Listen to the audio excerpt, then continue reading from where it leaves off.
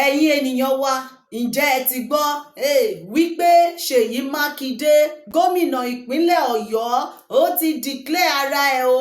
Ṣèyí Mákindé ti kéde láti du ipò ààrẹ orílẹ̀-èdè Nàìjíríà o nínú ètò ìdìbò 2027.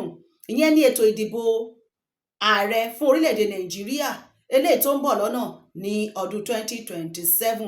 Ṣèyí Mákindé ó kéde ara rẹ̀ lẹ́ni o tó jẹ́ ọjọ́bọ̀ ọjọ́ 14 nínú oṣù karùn-ún ọdún 2026 ní gbọ̀ngàn Mapo ní ìlú Ìbàdàn níbi tí wọ́n ti ṣe ìpolongo ìdìbò ní ìlú Ìbàdàn. Níbẹ̀ ni Ṣèyí Mákindé ti kéde ara rẹ̀ lẹ́ni wípé òun kún ojú ìṣùwọ̀n o láti du ipò ààrẹ fún orílẹ̀-èdè Nàìjíríà nínú ètò ìdìbò ọdún 2027 eléyìí tó ń bọ̀ lọ́nà yìí.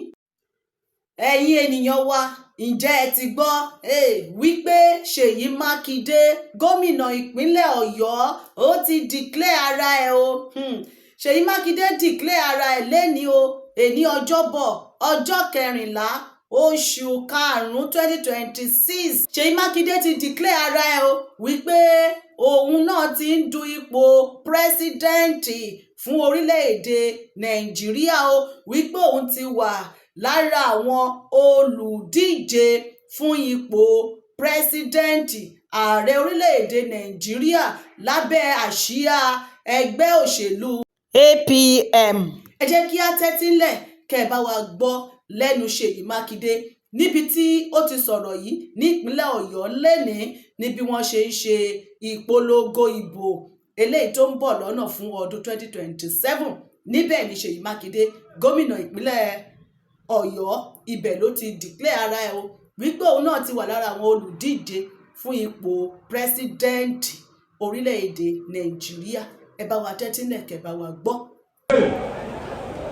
Hi, Olúṣèyí Abíọ́dún Mákindé, Excellency, announce my candidacy for the position of the President of the Republic of Nigeria.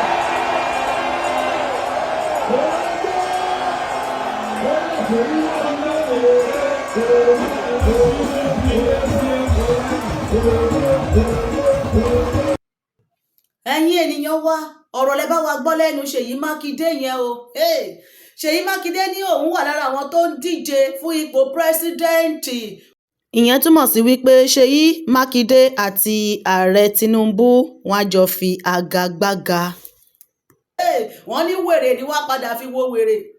Olórin ẹ̀ náà wà ń bẹ̀ o, ìyẹn ni Táyé Currency, òun náà wà ń bẹ̀ níbi tí wọ́n ti ṣe gbogbo pọ̀pọ̀ ṣìnṣìn ìpolongo ìbò ní ìpínlẹ̀ Ọ̀yọ́ lẹ́ni tí Táyé Currency tóun náà tó bá wọn ta ó ní wèrè ni wọ́n padà fi wo wèrè láàrin ẹgbẹ́ òṣèlú PDP àti APC àti Akọ́ọ̀dì àti gbogbo ẹgbẹ́ tó kù ní ìpínlẹ̀ Ọ̀yọ́ àti NDC àti APP àti LP. Wọ́n ní àwọn àjọ padà fi wèrè wo wèrè ni. Ẹgbẹ́ ẹ̀yin ènìyàn wa kí ló ń tẹ́ bá wa rí sí bí Ṣèyí Mákindé bó ṣe declare ara ẹ̀ gẹ́gẹ́ bí olùdíje fún ipò ààrẹ orílẹ̀-èdè Nàìjíríà o. Láti ìpínlẹ̀ Ọ̀yọ́ ni o Ṣèyí Mákindé. Ẹ gbọ́ kí ló ń tẹ́ bá wa rí sọ sí. Ẹ jẹ́ kí á rí èròǹgbà yín ní abẹ́ fọ́nrán yìí. Àní dààmú o.